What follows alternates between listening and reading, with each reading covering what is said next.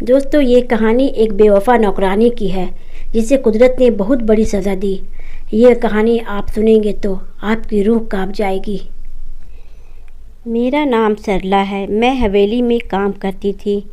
میرے 6 بیٹے تھے، لیکن میری مالکن کے یہاں کوئی اولاد نہیں تھی۔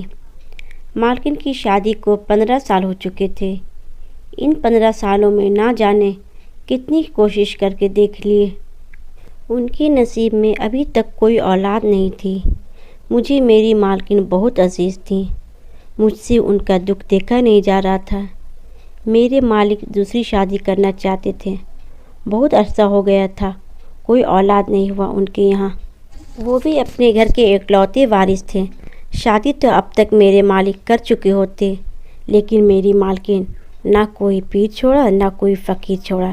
اس طرح سے تعویذ گنڈے سے ہر بار رکاوٹ ہوتی گئی۔ اس معاملے میں میں بھی اپنی مالکن کے ساتھ دیتی تھی۔ میں مالکن کی مدد کرتی تھی۔ پیر بابا کے پاس جاتی، مجھے ساتھ لے جاتی۔ اس مدد کا مجھے آج تک بہت مالی فائدہ بھی ہوا تھا، لیکن اس بار مالک نے تو شادی کا پکا ارادہ کر ہی لیا تھا۔ میری مالکن کی جان پر بنائی تھی۔ اب تو کوئی تعویذ گنڈا بھی اثر کرنے والا نہیں تھا۔ مالک نے جو فیصلہ کر لیا تو کر لیا۔ مالکن بہت پریشان تھی۔ میں انہیں دیکھ رہی تھی۔ ان کی حالت بہت خراب ہو رہی تھی۔ وہ اپنے کمرے میں چکر کاٹ رہی تھی۔ میں نے کہا، شانت ہو جائے مالکن، کچھ نہیں ہوگا۔ انہوں نے کہا، تمہیں نہیں پتہ سرلا، میں سوتن برداشت نہیں کر سکتی۔ میری گاؤں میں بہت عزت ہے۔ خاندان والی عورتیں مجھ سے حسد کرتی ہیں۔ میری نندیں بھی یہی چاہتی ہے کہ میری شوہر دوسری شادی کر لے اور میری بادشاہت ختم ہو جائے، لیکن میں ایسا ہونے نہیں دوں گی۔ کوئی ترکیب سوچ رہی ہوں۔ مالکن حد سے زیادہ پریشان ہو رہی تھی۔ پھر اچانک رک گئی اور میرے چہرے کو عجیب نظروں سے دیکھا۔ میں بھی مالکن کو دیکھ رہی تھی۔ انہیں مجھ سے کیا چاہیے تھا؟ سرلا، کیا تم میری مدد کر سکتی ہو؟ انہوں نے اچانک میری آنکھوں میں دیکھ کر میرے ہاتھوں کو تھام کر مجھ سے سوال کیا تو میں حیران ہو گئی۔ میں نے کہا، ہاں کیوں نہیں، بلکہ انہیں یہ کہنے کی کیا ضرورت تھی؟ میں تو ہمیشہ ان کی مدد کے لیے حاضر رہتی ہوں۔ میں نے کہا، یہ پوچھنے کی بھی کیا ضرورت تھی؟ میں نے کہا، یہ پوچھنے کی بھی ضرورت نہیں ہے، میں تو ہر وقت آپ کی مدد کے لیے تیار ہوں۔ انہوں نے کہا، آج میں تم سے ایسی مدد مانگنے جا رہی ہوں شاید تم نہ کر سکو۔ ان کی بات سن کر میں حیران ہو گئی۔ ایسا کون سا کام تھا اور ایسی کون سی مدد تھی جو میں نہیں کر سکتی تھی؟ میں نے کہا، مالکن، میں آپ کی ہر مدد کرنے کی پوری کوشش کروں گی۔ کبھی ایسا نہیں ہو سکتا کہ میں آپ کی مدد کرنے سے انکار کروں۔ آپ نے سوچ بھی کیسے لیا آپ کو انکار کروں گی؟ انہوں نے کہا، جو بات میں کہنے جا رہی ہوں شاید وہ تمہارے لیے بہت مشکل ہو سکتا ہے، انکار کر دو۔ ان کی بات سن کر تعجب ہوا۔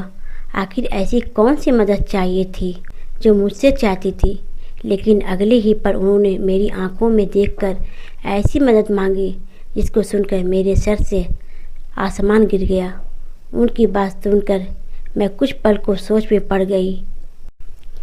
میرے چہرے کی کیفیت دیکھ رہی تھی، پھر بولی، سرلا، تم میری مدد نہیں کرو گی اس معاملے میں کیونکہ یہ کام بہت مشکل ہے۔ مالکن نے بے بسی سے کہا تو مجھے ان پر ترس آ گیا۔ میں نے کہا، مالکن، ایسا کیسے ہو سکتا ہے؟ اتنا بڑا کام میں کیسے کر سکتی ہوں، وہ بھی کسی کے علم میں لائے بغیر؟ اس کام کو آپ کو بھی نقصان ہو سکتا ہے۔ میں آپ کی مدد تو کروں گی، لیکن میں سوچ میں پڑ گئی تو انہوں نے کہا کہ وہ میری مدد کرنے کی قیمت دیں گی، یعنی کہ 20 لاکھ روپے۔ میرے ہوش اڑ گئے۔ میں نے اپنی زندگی میں کبھی اتنی بڑی رقم نہیں دیکھی تھی۔ میری آنکھوں کے سامنے 20 لاکھ لہرانے لگے۔ ایک طرف میرے شوہر کا بہت قرضہ تھا، مجھ پر بھی قرضہ تھا، 3-4 لاکھ کا قرض تھا، لیکن یہ رقم تو بہت ہی زیادہ تھی۔ رقم بہت زیادہ تھی اور کام بہت ہی آسان تھا۔ مجھے اس سے کوئی فرق نہیں پڑتا تھا۔ میں فوراً تیار ہو گئی۔ میں نے کہا، میں آپ کی مدد کرنے کو تیار ہوں۔ مالکن خوش ہو گئی۔ اگر کسی کو معلوم ہو گیا، آپ کے شوہر کو معلوم ہو گیا اس بات کا راز کھل گیا تو اس دن میرا اور آپ کا حویلی میں آخری دن ہوگا۔ آپ کو معلوم ہے نا کتنا بڑا رسک ہے۔ میں تو نوکرانی ہوں، شاید مجھے معاف کر دیا جائے، لیکن اس بات کے لیے مالک آپ کو کبھی معاف نہیں کریں گے۔ یہ کوئی چھوٹی بات نہیں ہے، بہت بڑی بات ہے۔ میں تو کہتی ہوں ایک بار پھر سوچ لیں، ایسا نہ ہو کہ سب کچھ ختم ہو جائے۔ لیکن مالکن اپنے ارادے کی پکی تھی، انہوں نے ارادہ کر لیا تھا اور وہ پیچھے نہیں ہٹنے والی تھی۔ انہوں نے کہا کہ میں سوتن برداشت نہیں کر سکتی، اس لیے انہیں یہ سب کرنا ہوگا، بہت ہی خفیہ طریقے سے کرنا ہوگا، اور میں ان کی ہر طرف سے مدد کرنے لگی۔ مدد کرنا بہت مشکل تھا۔ مالک غصے کے بہت تیز ہیں۔ کرنے کو تو وہ مالکن سے محبت کرتے تھے، لیکن خاندان والوں اور بہنوں کی باتوں میں آ کر دوسری شادی کے لیے حامی بھر دیے تھے، حالانکہ وہ دوسری شادی کی جھنجٹ میں پڑنا نہیں چاہتے تھے۔ 20 لاکھ روپے کی رقم میرے لیے بہت زیادہ تھی۔ یہ کام ایسا تھا کہ اگر ہمارا راز کھل گیا تو پھر مالک میرا اور مالکن کا جو حشر کرنا تھا، اس کا تصور کرنا بھی مشکل تھا۔ جب حقیقت کا پتہ چلے گا تب محبت اسی وقت نفرت میں تبدیل ہو جائے گی۔ مالکن کے بتائے ہوئے پلان پر ہم دونوں ایک ساتھ امر دوار آمد کر دیے تھا، لیکن اس سے پہلے مالکن مجھے ڈاکٹر کے پاس لے گئی۔ کچھ دنوں سے میری طبیعت خراب تھی۔ ڈاکٹر صاحب نے مجھے خوشخبری سنائی، پہلی کامیابی ہمیں مل چکی تھی۔ ہم نے زیادہ انتظار نہیں کرنا پڑا۔ مالکن خوشی خوشی گھر چلی گئی۔ سارا راستہ میری آنکھوں کے سامنے 20 لاکھ کی رقم لہراتی رہی، اور میری مالکن کی آنکھوں کے سامنے بچہ، جی ہاں بچہ، میرا بچہ، جو کہ 20 لاکھ کے عوض میں مجھ سے لینے والی تھی۔ میرے پاس تو پہلے سے بہت سارے بچے تھے۔ مجھے بچے کی ضرورت نہیں تھی، مجھے پیسے کی ضرورت تھی، اور مالکن کو بچے کی ضرورت تھی۔ ہم دونوں خوشی خوشی گھر آئے۔ مالکن نے حویلی میں اعلان کر دیا کہ میں ماں بننے والی ہوں۔ یہ خبر سن کر مالک بہت خوش ہوئے۔ ان کی نظر میں دوسری شادی کرنا ایک مجبوری تھی۔ اگر مالک کو شادی ہی کرنی ہوتی تو وہ اب تک کر چکے ہوتے۔ سچ تو یہ تھا کہ وہ مالکن سے بہت محبت کرتے تھے، لیکن اب کی بار تو انہوں نے پکا ارادہ کر لیا تھا۔ اپنے رشتہ داروں اور اپنے بہنوئی کی باتوں میں آ کر حامی بھر لی تھی، لیکن جب پتہ چلا کہ ان کی بیوی ماں بننے والی ہیں تو ان کی خوشی کا کوئی ٹھکانہ ہی نہیں رہا۔ مالک کی خوشی دیکھ کر مجھے ایک لمحہ کو گھبراہٹ ہوتی تھی۔ شروع میں لگتا تھا سب ٹھیک ہوگا، اچھا ہوگا، لیکن پتہ نہیں کیوں دن جاتے جا رہے تھے۔ صرف میں ہی نہیں، میری مالکن بھی پریشان ہوتی جا رہی تھی۔ اگر یہ راز کھل گیا تو کیا ہوگا؟ میں ساتھ ہوں، آپ پریشان نہ ہو۔ آپ کو پریشان ہونے کی ضرورت نہیں ہے، لیکن سچ بات تو یہ تھی کہ میں خود پریشان ہو گئی تھی۔ میں نے مالکن سے کہا، میرا حویلی میں رہنا صحیح نہیں ہے، یہاں ہر کوئی آتا جاتا رہتا ہے۔ ان کے خاندان والے کو چہروں پڑھنے کی شاید عادت ہے، میری اور مالکن کے چہروں کو وہ آسانی سے پڑھ سکتے ہیں۔ میں خوشی سے زیادہ پریشان ہونے لگی تھی، اس لیے میں نے مالکن کو مشورہ دیا، ہم شہر والے گھر میں چلے جاتے ہیں، وہاں کوئی نہیں ہوگا اور شہر میں وقت گزر جائے گا، کیونکہ یہاں پر کوئی آتا جاتا نہیں تھا۔ ہمارے ساتھ ایک چوکیدار اور ایک نوکرانی ساتھ میں آئی تھی، کیونکہ اب تو ہم کام نہیں کر سکتے تھے۔ مالکن کو بھی پریشانی نہ ہو، حویلی میں کچھ کام کرنے کو کہے گا تو ہم لوگ اچھے سے پلاننگ کر کے آئے تھے، جہاں کی میرا اچھے سے خیال رکھا جائے گا۔ اب شہر آ کر ہم پورے سکون سے تھے، یہاں میرا خیال رکھا جا رہا تھا۔ ساری زندگی میں نے مالکن کی خیال رکھا، ان کی خدمت کی۔ آج زندگی میں پہلی بار مالکن میرا خیال رکھ رہی تھی۔ قسمت بھی کیسے کیسے پھیر کھاتی ہے۔ ساری زندگی جس عورت کی خدمت کرتی آئی ہوں، آج وہ اپنی خواہش کے لیے میری خدمت کر رہی تھی۔ مجھے لگتا تھا ہم محتاجی صرف لینا جانتے ہیں، ہم لوگ کسی کو کچھ دے نہیں سکتے، لیکن آج میں قدرت کی کاریگر پر شکر گزار ہوں۔ آج میں نہیں، وہ مانگنے پر مجبور ہے۔ میری مالکن اتنی اچھی ہے تو ان کے ساتھ اچھا کیوں نہیں ہوتا؟ واقعی اچھے لوگوں کے ساتھ اچھا نہیں ہوتا۔ ہر وقت مجھے عجیب و غریب خیال آنے لگا، مہینے ہفتوں میں تبدیل ہونے لگے۔ اب میرے پیٹ میں حرکت شروع ہونے لگے تھے۔ پہلی بار اس نے میری پیٹ میں حرکت کی تو مجھے عجیب سا احساس ہوا۔ آدھی رات کو میری آنکھ کھل گئی، میں اٹھ کر بیٹھ گئی۔ اپنا ہاتھ پیٹ پر پھیرا اور یہاں پر مجھے عجیب سا احساس ہونے لگا تھا کہ میرا بچہ مجھے پکار رہا ہے، مجھے کہہ رہا ہے کہ ماں مجھے کسی کو نہ دو، میں تمہارا ہوں۔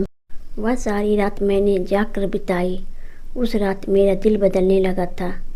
اس رات میرے دل کے ساتھ ساتھ میرا نیت بھی بدل گئی۔ مجھے اب وہ 20 لاکھ بہت چھوٹا اور حقیر لگنے لگا تھا۔ مجھے لگ رہا تھا بیٹا ہو کے بھی مجھے وہ خوشی نہیں دے گا جتنا مجھے 20 لاکھ روپیہ دے گی۔ میرے پاس تو اولاد تھی، اب اور ایک اولاد کی کیا پڑی تھی؟ لیکن اب میرا خیال غلط ثابت ہو گیا تھا۔ اولاد پہلی ہو یا آخر، اولاد اولاد ہوتی ہے۔ مالک میری پریشانی کو بھانپ لی تھی اور مجھے بار بار سوال کرتی، سرلا تم خاموش کیوں ہو گئی ہو؟ اسی دوران مالک بار بار حویلی کا چکر لگاتے رہتے تھے، لیکن مالکن کہتی تھی آپ وہاں دیکھیے، یہاں میں دیکھ لوں گی، وہاں آپ کو بہت سارے کام ہوتے ہیں، یہاں سکون سے میں ہوں، پریشان نہیں ہوں۔ بھلا آخر وہ دن بھی آیا۔ ڈاکٹر نے مجھے ڈلیوری کی تاریخ دے دی۔ میری مالکن نے ابھی حویلی میں کچھ نہیں بتایا۔ انہوں نے کہا ڈلیوری کرانے کے بعد ہی وہ اپنے شوہر سے رابطہ کریں گی اور کہیں گی ڈلیوری ایمرجنسی میں کرنی پڑی، ان کی طبیعت خراب ہو گئی تھی۔ ہم دونوں کی زندگی کا یہ سب سے بڑا جھوٹ تھا جو اب ہمارے گلے پڑنے والا تھا۔ مالکن نے کہا صبح ہمیں ہاسپٹل جانا ہے، میرا آپریشن ہوگا۔ یہ بات سن کر میری تو جیسے روح فنا ہو گئی۔ مجھے محسوس ہوئی کہ میں نے دل میں سوچا نہیں کہ میں اپنا بچہ کسی کو نہیں دوں گی۔ میرا 20 لاکھ گیا، میرے بچے کی قیمت 20 لاکھ سے کہیں زیادہ ہے۔ اسی سمے میں نے اپنا سامان باندھا اور راتوں رات حویلی سے نکل گئی۔ میں نے پیچھے مالکن کے بارے میں کچھ نہیں سوچا، رات بس پکڑ کر اپنے گاؤں نکل گئی۔ اب مجھے درد برداشت نہیں ہو رہا تھا، میری طبیعت خراب ہو رہی تھی۔ میں نے پہلے کبھی آپریشن نہیں کروایا تھا۔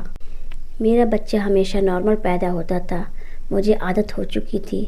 میں نے اپنی مالکن کو بہت بڑا دھوکہ دے کر نکل چکی تھی، کیونکہ مجھے اپنا بچہ چاہیے تھا۔ پیچھے مالکن کا کیا حل تھا مجھے کچھ نہیں پتہ تھا۔ 5 گھنٹے بعد میں اپنے گاؤں پہنچی۔ اب مجھے درد شروع ہو گیا تھا، میں اپنے گھر نہیں جانا چاہتی تھی۔ مجھے ڈر تھا میرا پتی مجھے واپس مالکن کے پاس چھوڑ آئے گا۔ میرا پتی لالچی تھا، اس 20 لاکھ کا نہ جانے کتنے سپنے دیکھ چکا تھا، مجھے واپس بھیج کر اپنی رقم حاصل کر لے گا۔ اس لیے میں گھر نہ جا کر گاؤں کی زرینہ دائی کے گھر چلی گئی۔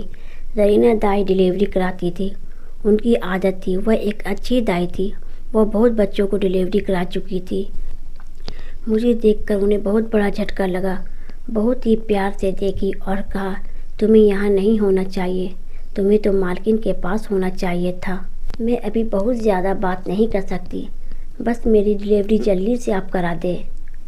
میری ڈلیوری کا ٹائم ہو گیا ہے اس وقت، اس لیے میں آپ کے پاس آئی ہوں۔ مالکن یا میری کسی سے کوئی مطلب نہیں، بس مجھے اپنا بچہ صحیح سلامت چاہیے، بس مجھے میرا جلدی سے ڈلیوری کرا دیں۔ مجھے بس یہی ڈر تھا کہ مالک کے لوگ مجھے میرا بچہ چھین لیں گے۔ مجھے جلدی سے جلدی یہاں سے اپنا بچہ نکالنا تھا۔ مالک سے زیادہ مجھے اپنے شوہر کا خوف تھا، کیونکہ میرا شوہر بہت لالچی تھا، اس کا خوف تھا مجھے۔ 2 گھنٹے کی سخت محنت کے بعد میرا بچہ دنیا میں آ گیا۔ میں سوچی بس اپنا بچہ اٹھاؤں اور یہاں سے روانہ ہو جاؤں۔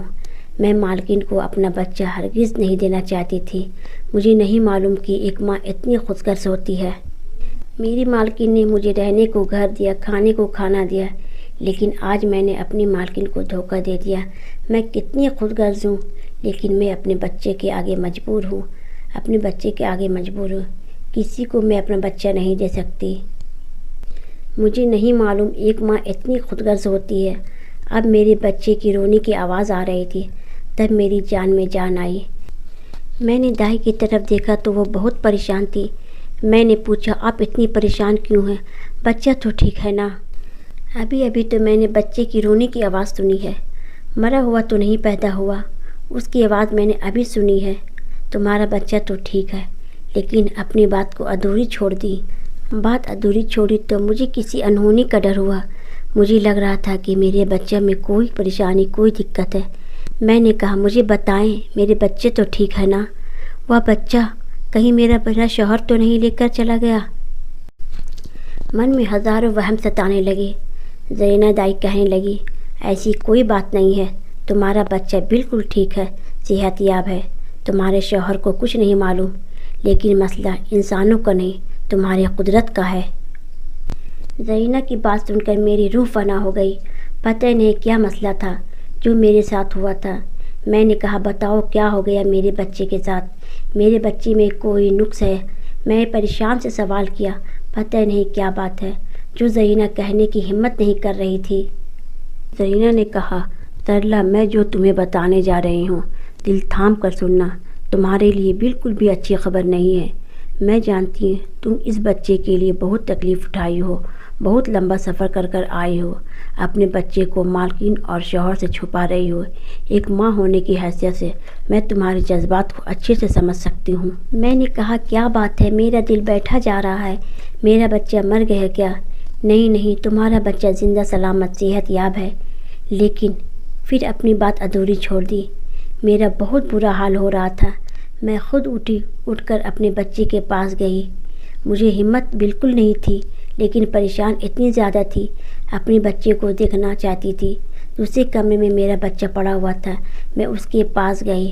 وہ بہت ہی خوبصورت اور صحت یاب بچہ تھا، صرف اس کا سر دکھ رہا تھا، چادر سے ڈھکا ہوا تھا۔ میں نے چادر ہٹایا تو میرے پیر تلے سے زمین سرک گئی، میرے سر کے اوپر آسمان گر گیا، کیونکہ وہ بچہ تو نہ لڑکا تھا نہ لڑکی، تیسری جنس کنر تھا۔ یہ منظر دیکھ کر میں بے ہوش ہو گئی۔ جب ہوش آیا تو زرینہ میرے سرہانے بیٹھی ہوئی تھی۔ میں نے رونا شروع کر دیا۔ زرینہ نے کہا میں نے اپنی مالکن کو دھوکہ دیا، اس بیچاری مجبور عورت کو 9 مہینے امید دلائی اور عین مصیبت کے وقت اسے اکیلا تنہا بے مددگار چھوڑ کر چلی آئی۔ یہ بھی نہ سوچا کہ اس وقت کسی کی مصیبت آئی ہوگی، اس کا شوہر اس تک پہنچ گیا ہوگا اور دیکھا ہوگا یہ سب ڈرامہ تھا۔ اس پر کیا گزری ہوگی؟ ایک مجبور بے اولاد بانجھ عورت کے ساتھ اتنا برا کیا اور قدرت نے مجھے اتنی بڑی سزا دی۔